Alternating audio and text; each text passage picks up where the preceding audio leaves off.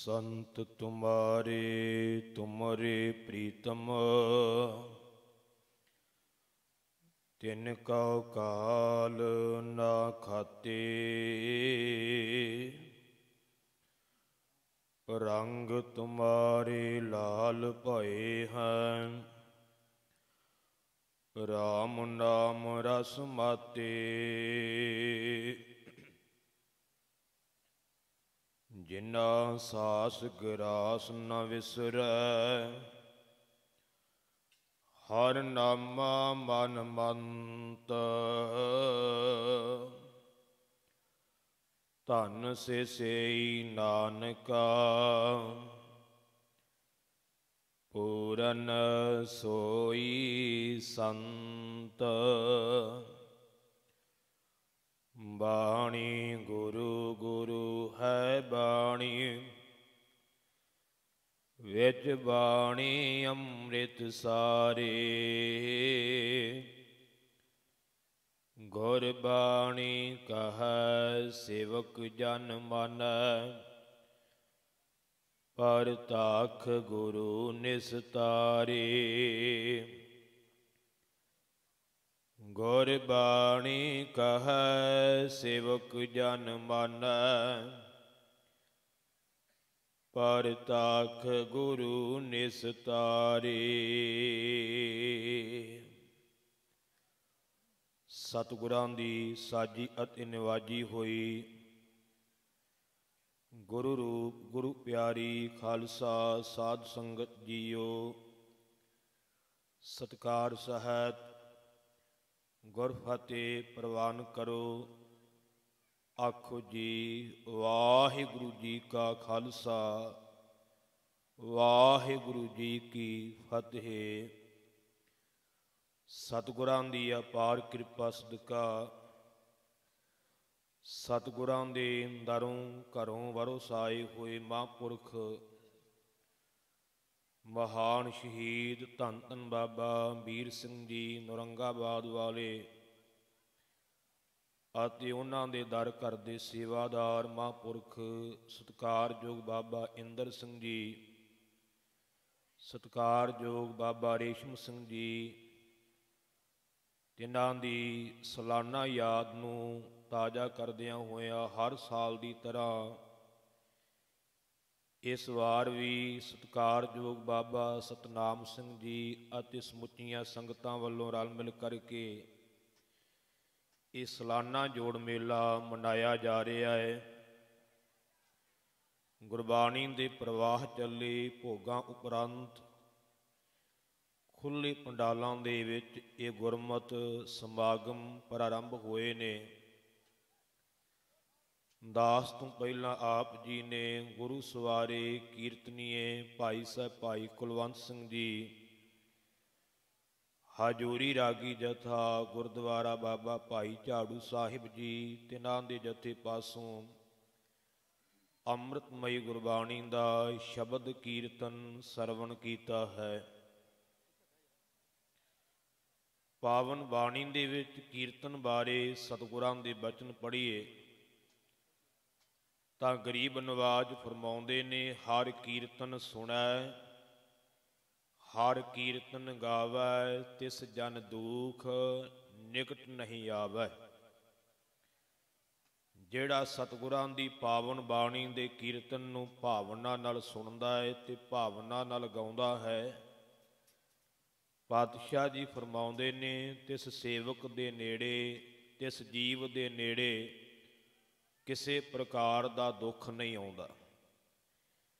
ਗੁਰਬਾਣੀ ਵਿੱਚ ਤਾਂ ਇੱਥੋਂ ਤੱਕ ਵੀ ਬਚਨ ਲਿਖੇ ਨੇ, ਯਹ ਸਾਧੂ ਗੋਬਿੰਦ ਭਜਨ ਕੀਰਤਨ ਨਾਨਕ ਨੀਤ, ਅਣਾ ਹਉ ਅਣਾ ਤੂੰ ਅਣਹ ਛੁਟ ਹੈ, ਨਿਕਟ ਨਾ ਜਾਈਹੁ ਦੂਤ। ਜਿੱਥੇ ਰੱਬ ਦੇ ਪਿਆਰੇ ਸਾਧੂ ਜਨ ਰੱਬ ਦਾ ਭਜਨ ਕਰਦੇ ਨੇ, ਨਿਤ ਵਾਹਿਗੁਰੂ ਦਾ ਕੀਰਤਨ ਹੁੰਦਾ ਹੈ, ਧਰਮ ਰਾਜ ਵੀ ਆਪਣੇ ਦੂਤਾਂ ਨੂੰ ਜਮਦੂਤਾਂ ਨੂੰ ਰੋਕਦਾ ਹੈ ਕਿ ਨਿਕਟ ਨਾ ਜਾਈਹੁ ਦੂਤ, ਉਹਨਾਂ ਦੇ ਨੇੜੇ ਨਾ ਜਾਇਓ। ਮਹਾਰਾਜ ਜੇ ਚਲੇ ਗਏ ਜਮਦੂਤ, ਉਹਨਾਂ ਵਾਸਤੇ ਤੇ ਉਹ ਮਹਾਰਾਜ ਹੀ ਹੈ ਨਾ। ਜੇ ਚਲੇ ਗਏ ਤਾਂ ਧਰਮਰਾਜ ਕਹਿੰਦਾ ਨਾ ਹਉ, ਹਉ ਦਾ ਅਰਥ ਹੈ ਮੈਂ, ਨਾ ਮੈਂ, ਅਣਾ ਤੂੰ, ਅਣਾ ਤੁਸੀਂ, ਅਣਹਿ ਛੁਟਹਿ, ਛੁਟਾਂਗੇ ਨਹੀਂ, ਮਾਰੇ ਜਾਵਾਂਗੇ। ਜੇ ਉੱਥੇ ਚਲੇ ਗਏ ਜਿੱਥੇ ਰੱਬ ਦੇ ਪਿਆਰੇ ਭਜਨ ਕਰਦੇ ਨੇ, ਜਿੱਥੇ ਗੁਰੂ ਕੀ ਬਾਣੀ ਦਾ ਕੀਰਤਨ ਹੁੰਦਾ ਹੈ, ਉਸ ਅਸਥਾਨ ਤੋਂ ਜਮਦੂਤ ਵੀ ਡਰਦੇ ਨੇ, ਦੁੱਖ ਵੀ ਦੂਰ ਹੋ ਜਾਂਦੇ। ਐਸਾ ਪਾਵਨ ਬਾਣੀ ਦਾ ਕੀਰਤਨ ਆਪ ਜੀ ਨੇ ਸਰਵਣ ਕੀਤਾ ਹੈ। ਆਓ ਕੁਝ ਸਮਾਂ ਆਪ ਜੀ ਦੇ ਦਰਸ਼ਨ ਕਰਨ ਦਾ ਪ੍ਰਾਪਤ ਹੋਇਆ ਹੈ। ਇਕਾਗਰਤਾ ਬਣਾਇਓ ਤਾਂ ਕਿ ਇੱਕ ਇੱਕ ਬਚਨ ਨੂੰ ਸਰਵਣ ਕਰਕੇ ਲਾਹਾ ਪ੍ਰਾਪਤ ਕਰੀਏ। ਪਾਵਨ ਗੁਰਬਾਣੀ ਨੂੰ ਪੜ੍ਹੀਏ ਤੇ ਪਾਵਨ ਗੁਰਬਾਣੀ ਦੇ ਵਿੱਚ ਸੰਤ ਦਾ ਜੀਵਨ ਬੜੇ ਵਿਸਥਾਰ ਨਾਲ ਬਿਆਨ ਕੀਤਾ ਗਿਆ ਹੈ। ਇਹ ਵੀ ਧਿਆਨ ਦੇਣਾ, ਸੰਤ ਕਿਤੇ ਲਿਬਾਸ ਦਾ ਨਾਂ ਨਹੀਂਗਾ ਵੀ ਕੇਵਲ ਆਪਾਂ ਆਖੀਏ ਵੀ ਲਿਬਾਸ ਨੂੰ ਸੰਤ ਕਿਹਾ ਜਾਂਦਾ ਹੈ। ਸੰਤ ਇੱਕ ਬਿਰਤੀ ਹੈ, ਸੰਤ ਇੱਕ ਗੁਣ ਹੈ, ਜਿਹਦੇ ਵਿੱਚ ਉਹ ਗੁਣ ਆ ਜਾਣ ਉਹਨੂੰ ਸੰਤ ਕਿਹਾ ਜਾਂਦਾ ਹੈ, ਉਹਨੂੰ ਬ੍ਰਹਮ ਗਿਆਨੀ ਕਿਹਾ ਜਾਂਦਾ ਹੈ।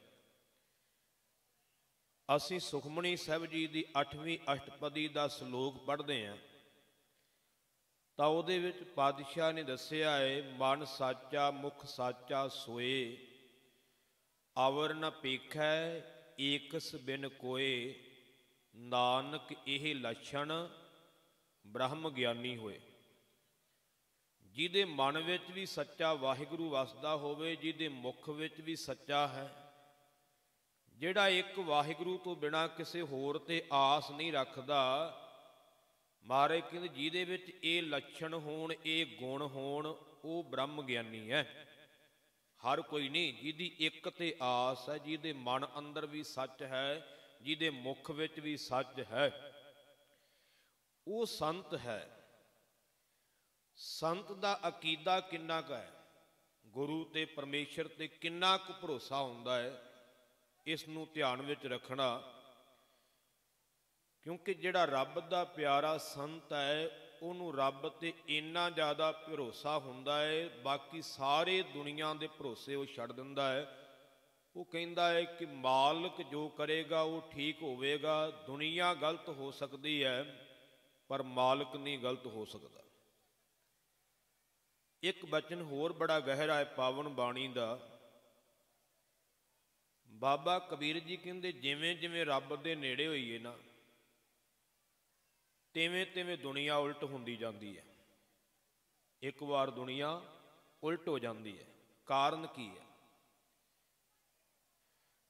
ਭਗਤਾਂ ਦਾ ਤੇ ਸੰਸਾਰੀ ਲੋਕਾਂ ਦਾ ਤਾਲਮੇਲ ਬੈਠਦਾ ਨਹੀਂ, ਕਿਉਂਕਿ ਸੰਸਾਰੀ ਲੋਕ ਪਦਾਰਥ ਨੂੰ ਮੁੱਖ ਰੱਖਦੇ ਨੇ, ਭਗਤ ਰੱਬ ਦੀ ਭਗਤੀ ਨੂੰ ਮੁੱਖ ਰੱਖਦੇ ਨੇ, ਬੰਦਗੀ ਨੂੰ ਮੁੱਖ ਰੱਖਦੇ ਨੇ।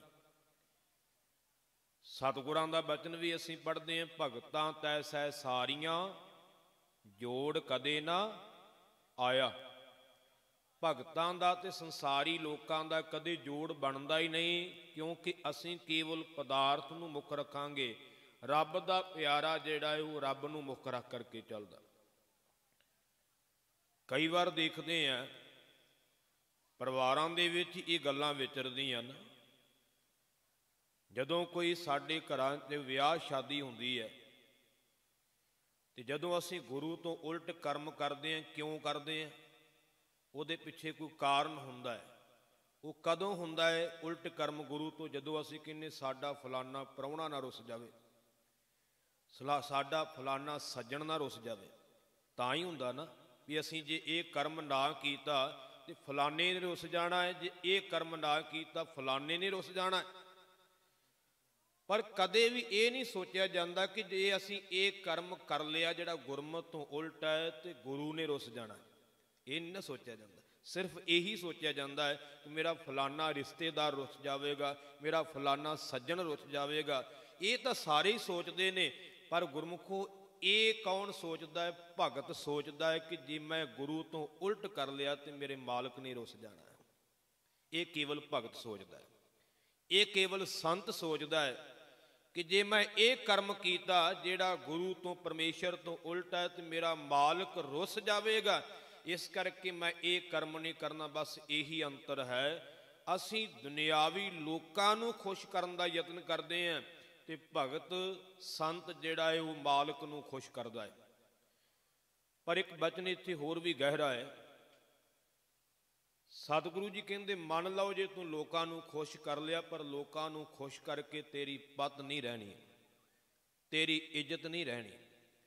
याद रखी, जे तू लोकां नूं खुश करन ते आ गया ना, पहली गल तो लोग किसी ते भी सारे खुश नहीं हुंदे। अजे तक कोई भी दस दिओ जिहदे ते सारे खुश होण, ये तो ऐसा हो ही नहीं सकता।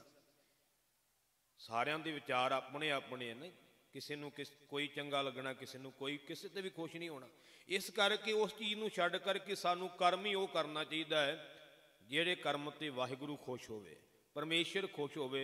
दुनिया ते खुश हुंदी नहीं, पर महाराज कहंदे जे तू यतन भी कर लवें, पावन बाणी दा वचन है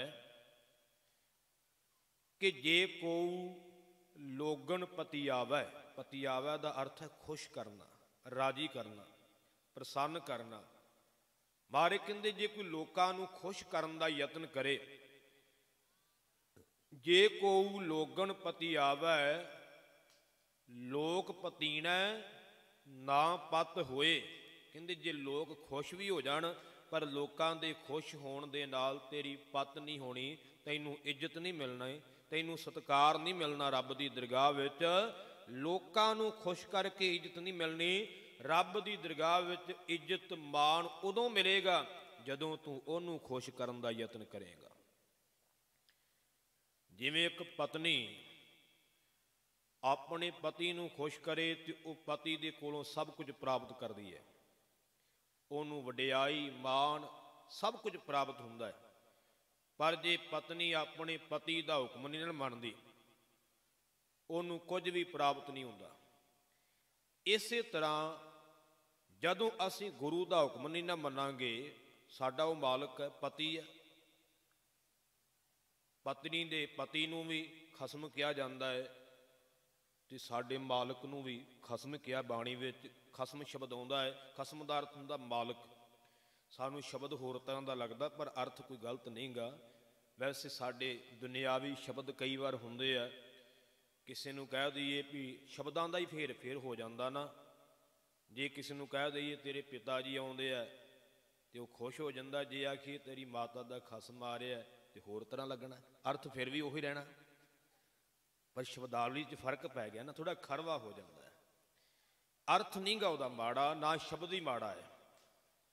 बस एक संसार की क्रिया, जिमें किसी घर कोई पुरानी चढ़ाई कर जाए तो आपां ये शब्द नहीं वरते भी तुहाडा बंदा जिहड़ा वो मर गया, कदी नहीं कोई कहंदा। आपां किन्नी चढ़ाई कर गया, पूरा हो गया, काल चलाना कर गया, पर मर गया शब्द कोई नहीं वरतदा, क्योंकि सानू होर तरह लगता है। अर्थ उहदा भी उही है, चढ़ाई कर गया दा भी अर्थ उही है, अकाल चलाना कह लो, पूरा हो गया कह लो, अर्थ तो उही निकलदा ना, पर शब्द का फर्क पै जांदा है। ध्यान देना। सो पति नूं खसम किया है, ते जे हुण पत्नी अपने पति नूं छड्ड करके किसी पराए पुरख ते निगाह रखदी है, तां उहनूं संसार जिहड़ा लाणतां पाउंदा इत्थे भी ते परलोक दे विच भी उहनूं सुख नहीं मिलदा।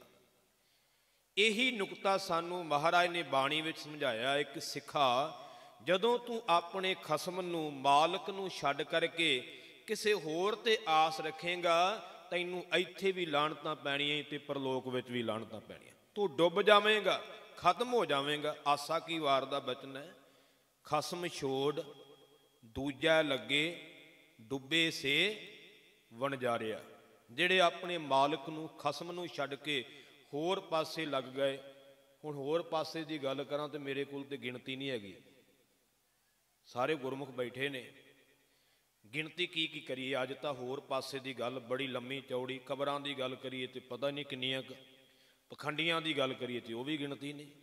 किनू गिणांगे? समा ही नहीं, समा ही वेस्ट हो जाना अपना। आपां सीधा ही कह दी भी गुरु नूं छड्ड के होर पासे जो कुछ भी हैगा गुरु तो उल्ट कर्म, जे उधर लगांगे तो डुब जावांगे। ध्यान देना, उहदे नाल जुड़ना है। पर यह दिक्कत जरूर आउंदी है, जिमें जिमें तुसीं गुरु की मर्यादा निभाओगे, तुहानूं तोड़न वाले कई होणगे, कट्टड़ भी कहणगे ये जी कट्टड़ बन गया जी, ऐदां थोड़ा ਜੀਵਨ ਨਿਭਾਇਆ ਜਾਂਦਾ। ਬੜੇ ਲੋਕ ਮਿਲਦੇ ਧਿਆਨ ਦੇਣਾ, ਪਰ ਜਿਹੜਾ ਸੰਤ ਹੈ ਉਹ ਇਸ ਗੱਲ ਦੀ ਪਰਵਾਹ ਨਹੀਂ ਕਰਦਾ। ਉਹ ਕਹਿੰਦਾ ਹੈ ਨਹੀਂ, ਮੇਰਾ ਮਾਲਕ ਖੁਸ਼ ਹੋਣਾ ਚਾਹੀਦਾ ਹੈ, ਬਾਕੀ ਭਾਵੇਂ ਸਾਰੀ ਦੁਨੀਆ ਇੱਕ ਪਾਸੇ ਹੋ ਜਾਵੇ, ਮੈਨੂੰ ਕੋਈ ਪਰਵਾਹ ਨਹੀਂ। ਧਿਆਨ ਦੇਣਾ। ਇੱਕ ਮਨਸੂਰ ਹੋਇਆ ਹੈ ਰੱਬ ਦਾ ਪਿਆਰਾ, ਜਿਹਦਾ ਜ਼ਿਕਰ ਬੜੇ ਵਿਦਵਾਨਾਂ ਨੇ ਕੀਤਾ ਹੈ। ਹੁਣ ਇਸਲਾਮ ਦੇ ਵਿੱਚੋਂ ਇਹ ਹੋਇਆ ਹੈ, ਕਹਿੰਦੇ ਇਹ ਪੁੱਜਿਆ ਹੋਇਆ ਫਕੀਰ ਹੋਇਆ, ਰੱਬ ਦੀ ਬੰਦਗੀ ਵਾਲਾ ਸੀ, ਪਰਮੇਸ਼ਰ ਦੀ ਪ੍ਰਾਪਤੀ ਹੋ ਗਈ, ਖੁਦਾ ਦਾ ਰੂਪ ਹੋ ਗਿਆ। ਇਹਨੇ ਇੱਕ ਨਾਅਰਾ ਲਾਇਆ, ਅਨਲ ਹੱਕ, ਜਿਹਦਾ ਅਰਥ ਸੀ ਕਿ ਮੈਂ ਹੀ ਖੁਦਾ ਹਾਂ, ਮੈਂ ਹੀ ਪਰਮੇਸ਼ਰ ਹਾਂ। ਜਦੋਂ ਹੁਣ ਰੱਬ ਦਾ ਰੂਪ ਹੋ ਗਿਆ, ਉਹਦੇ ਵਿੱਚ ਸ਼ੱਕ ਵੀ ਕੋਈ ਨਹੀਂ ਸੀ। ਨਾਨਕ ਬ੍ਰਹਮ ਗਿਆਨੀ ਆਪ ਪਰਮੇਸ਼ਰ, ਉਹ ਆਪ ਰੱਬ ਦਾ ਰੂਪ ਹੋ ਜਾਂਦਾ ਹੈ। ਹੁਣ ਜਿਹੜੇ ਨਾਲ ਦੇ ਫਕੀਰ ਸਨ ਉਹਨਾਂ ਨੇ ਵੀ ਰੋਕਿਆ, ਉਹਦੇ ਗੁਰੂ ਨੇ ਵੀ ਰੋਕਿਆ ਵੀ ਇਹ ਬਚਨ ਤੂੰ ਨਾ ਕਰ। ਇਸਲਾਮ ਦੇ ਵਿੱਚ ਇਹ ਬਚਨ ਨਹੀਂ ਪ੍ਰਵਾਨ ਕੀਤਾ ਜਾਂਦਾ ਕਿ ਕੋਈ ਕਵੇ ਮੈਂ ਹੀ ਖੁਦਾ। ਇਸੇ ਕਾਰਨ ਕਰਕੇ ਉਹਨੂੰ ਸੂਲੀ ਤੇ ਚਾੜਿਆ ਗਿਆ। ਜਦੋਂ ਸੂਲੀ ਤੇ ਚਾੜਨ ਲੱਗੇ ਉਦੋਂ ਵੀ ਉਹਨੂੰ ਕਿਹਾ ਗਿਆ ਵੀ ਤੂੰ ਮੁਆਫੀ ਮੰਗ ਲੈ, ਇਹ ਬਚਨ ਨਾ ਬੋਲ। ਉਹਦੇ ਗੁਰੂ ਮੁਰਸ਼ਦ ਨੇ ਵੀ ਕਿਹਾ ਹੈ, ਉਹਦੇ ਨਾਲ ਦੇ ਸਾਥੀਆਂ ਨੇ ਵੀ ਕਿਹਾ ਹੈ, ਤੇ ਹੋਰ ਲੋਕਾਂ ਨੇ ਵੀ ਕਿਹਾ ਤੇਰੀ ਜਾਨ ਬਚ ਜਾਵੇਗੀ। ਪਰ ਉਹ ਕਹਿਣ ਲੱਗਾ ਮੈਂ ਝੂਠ ਕਿਵੇਂ ਬੋਲ ਦੇਵਾਂ, ਮੈਂ ਸੱਚ ਬੋਲ ਰਿਹਾ ਕਿ ਮੈਂ ਉਹਦਾ ਰੂਪ ਹੋ ਗਿਆ, ਮੈਂ ਝੂਠ ਥੋੜਾ ਬੋਲਦਾ ਪਿਆ, ਮੈਂ ਆਪਣੇ ਆਪ ਨਹੀਂ ਬੋਲਦਾ ਪਿਆ। ਜੋ ਕੁਝ ਹੋ ਰਿਹਾ ਉਹਦੀ ਖੇਡ ਨਾਲ ਹੋ ਰਿਹਾ ਹੈ। ਅੰਦਰੋਂ ਆਵਾਜ਼ ਜੋ ਆ ਰਹੀ ਹੈ ਉਹ ਬਾਹਰ ਉਸੇ ਤਰ੍ਹਾਂ ਆ ਰਹੀ ਹੈ ਜਿਵੇਂ ਵਾਹਿਗੁਰੂ ਪਰਮੇਸ਼ਰ ਕਿਰਪਾ ਕਰ ਰਿਹਾ ਹੈ। ਮੈਂ ਨਹੀਂ ਬਦਲਾਂਗਾ। ਉਹ ਸੂਲੀ ਤੇ ਚਾੜ ਦਿੱਤਾ ਗਿਆ, ਪਰ ਉਹ ਬਦਲਿਆ ਨਹੀਂ। ਸਾਰੇ ਉਹਦੇ ਨਾਲ ਦੇ ਸਾਥੀ ਉਹ ਵੀ ਉਹਦੇ ਤਰਲੇ ਮਾਰਦੇ ਸਨ, ਉਹਦਾ ਮੁਰਸ਼ਦ ਵੀ, ਹੋਰ ਵੀ ਲੋਕ ਕਹਿੰਦੇ ਸਨ ਤੇਰੀ ਜਾਨ ਬਚ ਜਾਵੇਗੀ। ਕਹਿਣ ਲੱਗਾ ਜਾਨ ਬਚ ਜਾਣ ਨਾਲ ਕੀ ਹੋਵੇਗਾ, ਮੈਂ ਝੂਠ ਕਿਵੇਂ ਬੋਲ ਦੇਵਾਂ। ਝੂਠ ਨਹੀਂ ਬੋਲਿਆ ਜਾ ਸਕਦਾ, ਕਿਉਂਕਿ ਰੱਬ ਦੇ ਪਿਆਰੇ ਦਾ ਇਹ ਸਿਦਕ ਹੈ, ਇਹ ਭਰੋਸਾ ਹੈ ਕਿ ਉਹ ਆਪਣੇ ਅਕੀਦੇ ਤੋਂ ਕਦੇ ਪਾਸੇ ਨਹੀਂ ਹੁੰਦਾ। ਬਾਬਾ ਕਬੀਰ ਸਾਹਿਬ ਜੀ ਦਾ ਬਚਨ ਮੈਂ ਤੁਹਾਨੂੰ ਸੁਣਾਉਣਾ ਸੀ, ਜਿਹਦੀ ਸ਼ੁਰੂਆਤ ਕੀਤੀ ਸੀ ਕਿ ਜਿਵੇਂ ਜਿਵੇਂ ਨੇੜੇ ਹੋਵਾਂਗੇ ਤਿਵੇਂ ਤਿਵੇਂ ਲੋਕ ਉਲਟ ਹੋਣਗੇ। ਪਰ ਬਾਬਾ ਕਬੀਰ ਜੀ ਕਹਿੰਦੇ ਨੇ ਪਹਿਲਾਂ ਮੇਰੇ ਨਾਲ ਬੜਾ ਪਿਆਰ ਕਰਦੇ ਸਨ ਲੋਕ, ਬੜੇ ਲਾਗੇ ਆ ਕੇ ਬੈਠਦੇ ਸਨ। ਕਹਿੰਦੇ ਜਦੋਂ ਐਸੀ ਖੇਡ ਵਰਤੀ ਕਹੋ ਕਬੀਰ ਜਬ ਜਾਣਿਆ, ਕਹੋ ਕਬੀਰ ਅਬ ਜਾਣਿਆ। ਕਹਿੰਦੇ ਹੁਣ ਮੈਂ ਜਾਣ ਲਿਆ ਉਸ ਵਾਹਿਗੁਰੂ ਨੂੰ ਵੀ ਉਹ ਹਰ ਥਾਂ ਤੇ ਹੈ, ਵਿਆਪਕ ਹੈ। ਜਬ ਜਾਣਿਆ ਤਉ ਮਨ ਮਾਨਿਆ, ਜਦੋਂ ਮੈਂ ਜਾਣ ਲਿਆ ਕਿ ਵਾਹਿਗੁਰੂ ਹਰ ਥਾਂ ਤੇ, ਕਹਿੰਦੇ ਫਿਰ ਮੇਰਾ ਮਨ ਜਿਹੜਾ ਵਾਹਿਗੁਰੂ ਤੇ ਪਰਮੇਸ਼ਰ ਤੇ ਮੰਨ ਗਿਆ ਕਿ ਉਹੀ ਸਭ ਕੁਝ ਹੈ, ਉਹਦੇ ਤੋਂ ਬਿਨਾਂ ਕੱਖ ਨਹੀਂ। ਪਰ ਕਹਿੰਦੇ ਇੱਕ ਪ੍ਰੋਬਲਮ ਆ ਗਈ, ਇੱਕ ਦਿੱਕਤ ਆ ਗਈ, ਇੱਕ ਵਿਘਨ ਪੈਦਾ ਹੋਣ ਲੱਗ ਪਿਆ। ਜਦੋਂ ਰੱਬ ਨਾਲ ਮਨ ਮੰਨਿਆ ਨਾ, ਤੇ ਜਿਹੜੇ ਮੇਰੇ ਨਾਲ ਰਹਿਣ ਵਾਲੇ ਸੀ, ਜਿਹੜੇ ਮੇਰੇ ਨਾਲ ਪਿਆਰ ਕਰਨ ਵਾਲੇ ਸੀ, ਉਹ ਮੇਰੇ ਉਲਟ ਹੋ ਗਏ। ਮੈਂ ਆਪਣੇ ਕੋਲੋਂ ਨਹੀਂ ਕਹਿ ਰਿਹਾ, ਗੁਰਬਾਣੀ ਦਾ ਬਚਨ, ਕਹੋ ਕਬੀਰ ਅਬ ਜਾਣਿਆ ਜਬ ਜਾਣਿਆ ਤਉ ਮਨ ਮਾਨਿਆ। ਮਨ ਮਾਨੈ ਲੋਗ ਨਾ ਭਤੀਜੈ। ਹੁਣ ਲੋਕ ਨਹੀਂ ਖੁਸ਼ ਹੁੰਦੇ। ਕਹਿੰਦੇ ਜਦੋਂ ਮਨ ਮੰਨ ਗਿਆ ਹੁਣ ਲੋਕ ਨਹੀਂ ਖੁਸ਼ ਇਸ ਗੱਲ ਤੇ ਫਿਰ ਬਾਬਾ ਕਬੀਰ ਜੀ ਨੇ ਕੀ ਕਿਹਾ ਕਿ ਰੱਬ ਨੂੰ ਛੱਡ ਦਈਏ ਤੇ ਲੋਕਾਂ ਨੂੰ ਖੁਸ਼ ਕਰ ਲਈਏ? ਨਹੀਂ, ਉਹਨਾਂ ਨੇ ਕੀ ਕਿਹਾ, ਮਨ ਮਾਨੈ ਲੋਗ ਨਾ ਭਤੀਜੈ, ਨਾ ਭਤੀਜੈ ਤਉ ਕਿਆ ਕੀਜੈ। ਨਹੀਂ ਖੁਸ਼ ਹੁੰਦੇ ਤੇ ਨਾ ਹੁਣ ਅਸੀਂ ਕੀ ਲੈਣਾ, ਸਾਨੂੰ ਉਹ ਖੁਸ਼ ਚਾਹੀਦਾ ਹੈ, ਉਹ ਮਾਲਕ ਖੁਸ਼ ਚਾਹੀਦਾ ਹੈ। ਇਸੇ ਕਰਕੇ ਸੰਤ ਨੂੰ ਸਨਮਾਨ ਮਿਲਦਾ ਹੈ, ਕਿਉਂਕਿ ਸੰਤ ਆਪਣਾ ਅਕੀਦਾ ਨਹੀਂ ਛੱਡਦਾ, ਆਪਣਾ ਸਿਦਕ ਨਹੀਂ ਛੱਡਦਾ। ਭਾਵੇਂ ਸਿਰ ਤੇ ਆਰਾ ਚੱਲ ਜਾਵੇ, ਭਾਵੇਂ ਬੰਦ ਕੱਟਿਆ ਜਾਵੇ, ਤੇ ਭਾਵੇਂ ਖੋਪਰ ਲੈ ਜਾਵੇ, ਸੰਤ ਕਦੀ ਆਪਣੇ ਅਕੀਦੇ ਤੋਂ ਡੋਲਦਾ ਨਹੀਂ ਗਾ। ਸੰਤ ਬਾਬਾ ਵੀਰ ਸਿੰਘ ਜੀ, ਜਿਨ੍ਹਾਂ ਦਾ ਨਾਂ ਸਿੱਖ ਕੌਮ ਦੇ ਵਿੱਚ ਇੱਕ ਚਮਕਦੇ ਸਿਤਾਰੇ ਵਾਂਗੂ ਆ, ਕੋਈ ਲੁਕਿਆ ਛਿਪਿਆ ਹੋਇਆ ਨਹੀਂ ਗਾ। ਉਹਨਾਂ ਦਾ ਜੀਵਨ ਪੜ੍ਹੀਏ ਤੇ ਉਹਨਾਂ ਦੇ ਜੀਵਨ ਦੀਆਂ ਕਈ ਘਟਨਾਵਾਂ ਨੇ। ਪਰ ਉਹਨਾਂ ਦੇ ਜੀਵਨ ਦੀ ਇੱਕ ਘਟਨਾ ਇਹ ਵੀ ਹੈ ਕਿ ਜਦੋਂ ਅਟਕ ਦਰਿਆ ਤੇ ਬਾਬਾ ਜੀ ਨੇ ਅਰਦਾਸ ਕੀਤੀ, ਮੈਂ ਕੇਵਲ ਇਸ਼ਾਰਾ ਹੀ ਕਰਨਾ ਹੈ, ਇਤਿਹਾਸ ਤੁਸੀਂ ਜਾਣਦੇ ਹੋ, ਬਸ ਸਾਡੀ ਸੁਰਤ ਵਿੱਚ ਆ ਜਾਵੇ ਇਤਨਾ ਹੀ ਕਾਫੀ ਹੈ। ਜਾਣਦੇ ਤੇ ਅਸੀਂ ਬੜਾ ਕੁਝ ਹੈ, ਪਤਾ ਨਹੀਂ ਜਾਣ ਕੇ ਢੀਠ ਜੇ ਹੋ ਜਾਂਦੇ, ਮੰਨਦੇ ਨਹੀਂ ਗੁਰੂ ਦੀ ਗੱਲ। ਜਾਣਦੇ ਤੇ ਸਾਰੇ ਹੁੰਦੇ ਆ ਵੀ ਕੀ ਗੁਰੂ ਸਾਹਿਬ ਦਾ ਹੁਕਮ ਹੈ, ਐਸਾ ਤੇ ਕੋਈ ਨਹੀਂ ਵੀ ਸਾਰੇ ਭੋਲੇ ਬੈਠੇ ਆਪਾਂ ਵੀ ਆਪਾਂ ਨੂੰ ਪਤਾ। ਸੁਣਦੇ ਹੀ ਰਹਿੰਦੇ ਆ, ਹਰ ਸਾਲ ਦੀਵਾਨ ਸਜਦਾ, ਇੱਕ ਥੋੜਾ ਸਜਦਾ, ਬਾਬੇ ਭਾਈ ਝਾੜੂ ਵੀ ਸਜਦਾ, ਹੋਰ ਵੀ ਆਪਾਂ ਘਰਾਂ ਵਿੱਚ ਵੀ ਗੁਰਮਤਿ ਸਮਾਗਮ ਹੁੰਦੇ ਆ, ਪਤਾ ਤੇ ਸਾਨੂੰ ਸਾਰਿਆਂ ਨੂੰ ਹੁੰਦਾ ਹੀ ਹੈ। ਧਿਆਨ ਦੇਣਾ,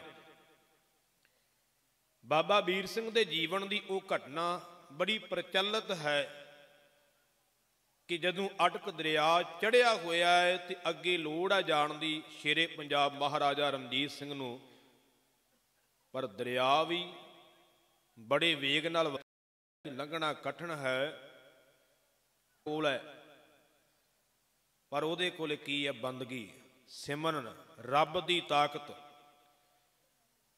ਹੁਣ ਕੌਮ ਦਾ ਬਾਦਸ਼ਾਹ ਬਾਬਾ ਦੀਪ ਸਿੰਘ ਦੇ ਅੱਗੇ ਹੱਥ ਜੋੜ ਕੇ ਕਹਿੰਦਾ, ਬਾਬਾ ਜੀ ਤੁਸੀਂ ਕਿਰਪਾ ਕਰੋ, ਤੁਸੀਂ ਅਰਦਾਸਾਂ ਸੋਧੋ ਤਾਂ ਕਿ ਇਸ ਦਰਿਆ ਨੂੰ ਪਾਰ ਕਰ ਸਕੀਏ। ਸਾਡਾ ਇਤਿਹਾਸ ਦੱਸਦਾ ਏ ਕੌਮ ਦੇ ਮਹਾਨ ਸੀ ਸ਼ੇਰੇ ਪੰਜਾਬ ਮਹਾਰਾਜਾ ਰਣਜੀਤ ਸਿੰਘ ਜੀ, ਵਾਹਿਗੁਰੂ ਵਾਹਿਗੁਰੂ ਕਰਦੇ ਲੰਘ ਜਾਓ, ਕੋਈ ਨਹੀਂ ਡੁੱਬੇਗਾ। ਇਹ ਗੁਰਬਾਣੀ ਦਾ ਫੈਸਲਾ ਨੇ, ਸੁਣਿਆ ਹਾਥ ਹੋਵੇ ਅਸਗਾਹ। ਕਹਿੰਦੇ ਜੇ ਅੰਦਰ ਦੀ ਸੁਰਤ ਨਾਲ ਨਾਮ ਸੁਣ ਲਈਏ, ਬਾਹਰੀ ਅਰਥ ਵਿਦਵਾਨਾਂ ਨੇ ਇਹ ਵੀ ਕੀਤਾ ਹੈ ਕਿ ਜਿਹੜਾ ਡੂੰਘਾ ਪਾਣੀ ਉਹ ਹੱਥਕ ਹੋ ਜਾਂਦਾ ਹੈ, ਡੋਬਦਾ ਹੀ ਨਹੀਂ। ਗੁਰ ਕਾ ਬਚਨ ਬਸੈ ਜੀ ਨਾਲੇ, ਜਲ ਨਹੀਂ ਡੂਬੈ ਤਸਕਰ ਨਹੀਂ ਲੇਵੈ, ਭਾਹੇ ਨਾ ਸਾਕੈ ਜਾਲੇ। ਕਿੰਨਾ ਵੱਡਾ ਅਕੀਦਾ ਹੈ, ਭਰੋਸਾ ਹੈ ਗੁਰੂ ਪਰਮੇਸ਼ਰ ਤੇ। ਆਖਿਆ ਵਾਹਿਗੁਰੂ ਵਾਹਿਗੁਰੂ ਜਪਦਿਆਂ ਲੰਘ ਜਿਓ, ਤੁਹਾਨੂੰ ਕੋਈ ਡੋਬੇਗਾ ਨਹੀਂ। ਉੱਥੇ ਇਤਿਹਾਸ ਵਿੱਚ ਇਹ ਵੀ ਜ਼ਿਕਰ ਹੈ ਕਿ 200 ਕੁ ਫੌਜ ਦਾ ਦਸਤਾ ਸੀ ਮੁਸਲਮਾਨਾਂ ਦਾ, ਜਿਹੜੇ ਕਹਿੰਦੇ ਅਸੀਂ ਨਹੀਂ ਜਪਣਾ, ਅਸੀਂ ਉੱਦਾਂ ਹੀ ਲੰਘਣਾ। ਬਾਬਾ ਜੀ ਕਹਿੰਦੇ ਫਿਰ ਲੰਘ ਕੇ ਵਿਖਾਓ। ਉਹ 200 ਸਿਪਾਹੀ ਜਿਹੜੇ ਜਿਨ੍ਹਾਂ ਨੇ ਵਾਹਿਗੁਰੂ ਨਹੀਂ ਜਪਿਆ, ਇਤਿਹਾਸ ਤੁਹਾਡੇ ਸਾਹਮਣੇ, ਉਹ 200 ਦਾ 200 ਹੀ ਰੁੜ ਗਿਆ ਸੀ, ਨਹੀਂ ਪਾਰ ਹੋ ਸਕਿਆ। ਸੰਤ ਦੇ ਬਚਨ ਨੂੰ ਮੰਨਿਆ, ਕਿਉਂਕਿ ਕਿਰਪਾ ਤੇ ਗੁਰੂ ਦੀ ਹੋਣੀ ਹੈ, ਬਚਨ ਸੰਤ ਦਾ ਹੈ, ਤੇ ਸੰਤ ਦਾ ਬਚਨ ਜਿਹੜਾ ਹੈ ਉਹ ਗੁਰੂ ਦੇ ਹੁਕਮ ਵਿੱਚ ਹੈ। ਅਸੀਂ ਗੁਰਬਾਣੀ ਦੇ ਵਿੱਚ ਵੀ ਇਹ ਬਚਨ ਪੜ੍ਹਦੇ ਹਾਂ, ਜੇ ਕੋ ਬਚਨ ਕਮਾਵੈ ਸੰਤਨ ਕਾ ਸੋ ਗੁਰ ਪ੍ਰਸਾਦੀ ਤਰੀਐ। ਜੇ ਕੋਈ ਬਚਨ ਕਮਾ ਲਵੇ ਨਾ, ਗੁਰੂ ਦੀ ਕਿਰਪਾ ਨਾਲ ਉਹ ਤਰ ਜਾਂਦਾ ਹੈ। ਪਾਰ ਹੋ ਗਏ, ਚਲੋ ਜੰਗ ਜਿੱਤੀ ਵਾਪਸ ਆਏ। ਮੈਂ ਵਿਸਥਾਰ ਵੱਲ ਨਾ ਜਾਵਾਂ। ਸ਼ੇਰੇ ਪੰਜਾਬ ਦਾ ਦਰਬਾਰ ਲੱਗਾ ਹੋਇਆ ਤੇ ਕਹਿਣ ਲੱਗਾ, ਮਹਾਂਪੁਰਖ ਬਾਬਾ ਵੀਰ ਸਿੰਘ ਜੀ ਨੂੰ ਬੁਲਾ ਕੇ ਲਿਆਓ। ਮਹਾਂਪੁਰਖਾਂ ਨੂੰ ਸੱਦਿਆ ਗਿਆ ਤੇ ਕਹਿਣ ਲੱਗੇ, ਮੈਂ ਬਾਬਾ ਜੀ ਨੂੰ ਕੁਝ ਦੇਣਾ ਚਾਹੁੰਦਾ। ਇਹਨਾਂ ਨੇ ਅਰਦਾਸ ਕੀਤੀ ਹੈ, ਮੇਰੀ ਸਹਾਇਤਾ ਕੀਤੀ ਹੈ, ਬਾਬਾ ਜੀ ਮੈਂ ਤੁਹਾਨੂੰ ਕੁਝ ਦੇਣਾ ਚਾਹੁੰਦਾ ਹੈ। ਤੇ ਸੰਤ ਦਾ ਸਿਦਕ ਵੇਖੋ, ਸੰਤ ਦਾ ਅਕੀਦਾ ਵੇਖੋ। ਸੰਤ ਨੇ ਗਰਜਵੀਂ ਆਵਾਜ਼ ਵਿੱਚ ਆਖਿਆ, ਰਣਜੀਤ ਸਿੰਘਾ, ਕੱਲ ਤੂੰ ਮੰਗਤਾ ਬਣਿਆ ਫਿਰਦਾ ਸੀ, ਮੇਰੇ ਅੱਗੇ ਹੱਥ ਜੋੜਦਾ ਸੀ, ਅੱਜ ਦਾਤਾ ਕਿੱਥੋਂ ਬਣ ਗਿਆ? ਇਹ ਸੰਤ ਹੈ, ਸੰਤ ਕਿਸੇ ਦਾ ਮੰਗਤਾ ਨਹੀਂ ਗਾ। ਧਿਆਨ ਦੇਣਾ, ਨਾ ਹੀ ਉਹਨੂੰ ਕਿਸੇ ਤੋਂ ਮੰਗਣ ਦੀ ਲੋੜ ਹੈ। ਉਹਦੀ ਅਵਸਥਾ ਹੈ, ਕਬੀਰ ਮਨ ਨਿਰਮਲ ਭਇਆ ਜੈਸਾ ਗੰਗਾ ਨੀਰ, ਪਾਛੈ ਲਾਗੂ ਹਰ ਫਿਰੈ ਕਹਿਤ ਕਬੀਰ। ਕਬੀਰ ਮੈਂ ਬਾਣੀ ਮੁਤਾਬਕ ਗੱਲ ਕਰਾਂ ਤੇ ਸੰਤ ਨੂੰ ਰੱਬ ਕੋਲੋਂ ਵੀ ਮੰਗਣ ਦੀ ਲੋੜ ਨਹੀਂ, ਰੱਬ ਆਪੇ ਦਿੰਦਾ ਹੈ। ਹੁਕਮ ਕਰ ਸਕਦਾ ਹੈ ਰਾਹ ਦੇਣ ਵਾਸਤੇ, ਤੇ ਉਹੀ ਅਰਦਾਸ ਮੈਂ ਉਸ ਵਾਹਿਗੁਰੂ ਦੇ ਚਰਨਾਂ ਵਿੱਚ ਕਰਕੇ ਵੀ ਸਭ ਕੁਝ ਲੈ ਸਕਦਾ ਹਾਂ। ਮੈਂ ਤੇਰਾ ਮੰਗਤਾ ਨਹੀਂ, ਮੈਂ ਉਸ ਦਾਤੇ ਦਾ ਮੰਗਤਾ ਹੈ, ਉਹਦਾ ਸੇਵਾਦਾਰ ਹੈ, ਤੇਰੇ ਕੋਲੋਂ ਕੁਝ ਨਹੀਂ ਲੈਣਾ। ਇਹ ਹੈ ਸੰਤ ਦਾ ਅਕੀਦਾ, ਸੰਤ ਦਾ ਸਿਦਕ। ਕਿਉਂਕਿ ਸੰਤ ਐਵੇਂ ਨਹੀਂ, ਆਪਾਂ ਵੀ ਗੁਰਬਾਣੀ ਦੇ ਮੁਤਾਬਕ ਸੰਤ ਨੂੰ ਰੱਬ ਕੋਲੋਂ ਵੀ ਮੰਗਣਾ। ਗੱਲ ਤੇ ਫਰਕ ਇਹੀ ਹੈ, ਫਰਕ ਗੁਣਾਂ ਦਾ ਹੈ।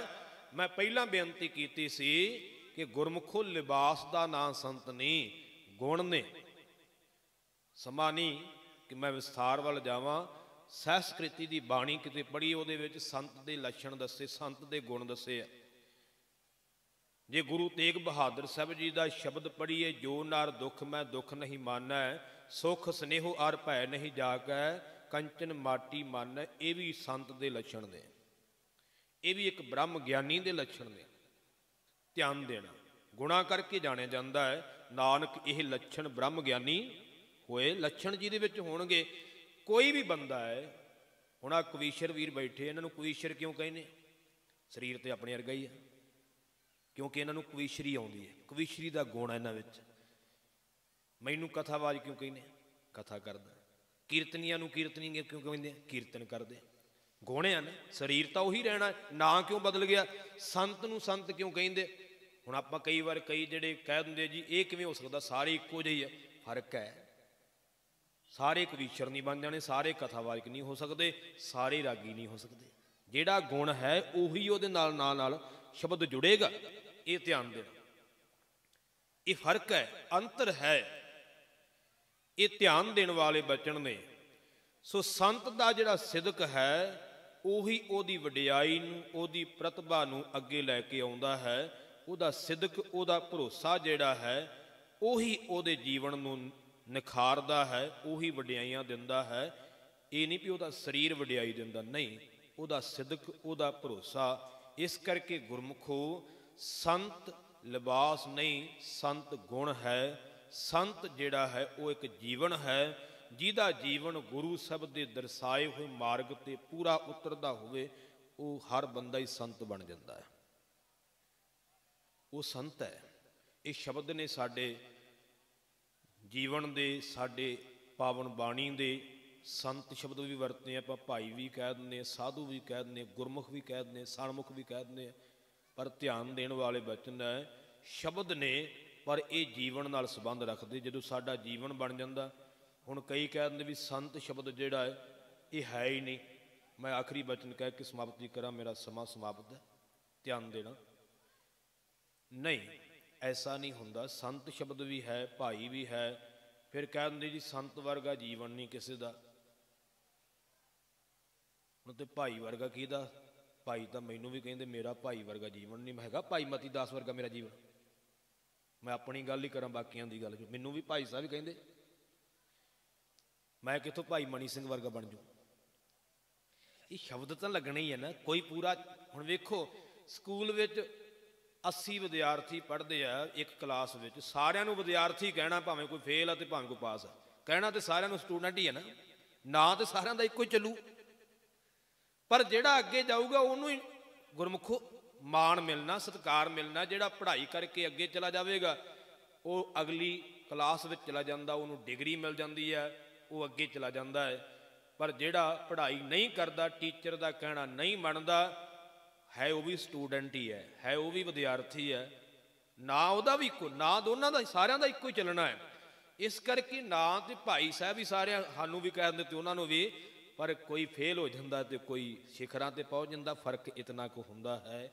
ਸੋ ਅੱਜ ਆਪਾਂ ਮਹਾਂਪੁਰਖਾਂ ਦੀ ਯਾਦ ਵਿੱਚ ਇਹ ਜੋੜ ਮੇਲਾ ਮਨਾ ਰਹੇ ਹਾਂ। ਮੈਂ ਆਪਣੇ ਵਿਸ਼ੇ ਨੂੰ ਇੱਥੇ ਸੰਕੋਚਦਾ ਹਾਂ। ਅਗਲੇ ਸਮੇਂ ਵਿੱਚ ਕੱਲ੍ਹ ਨੂੰ ਵੀ ਤੁਹਾਡੇ ਦਰਸ਼ਨ ਕਰਨੇ ਨੇ, ਅਗਲੇ ਬਚਨ ਤੁਹਾਡੇ ਨਾਲ ਸਾਂਝ ਪਾਵਾਂਗਾ। ਇਤਨੀ ਸੇਵਾ ਪ੍ਰਵਾਨ ਕਰਿਓ, ਭੁੱਲਾਂ ਦੀ ਖਿਮਾ ਬਖਸ਼ਿਓ।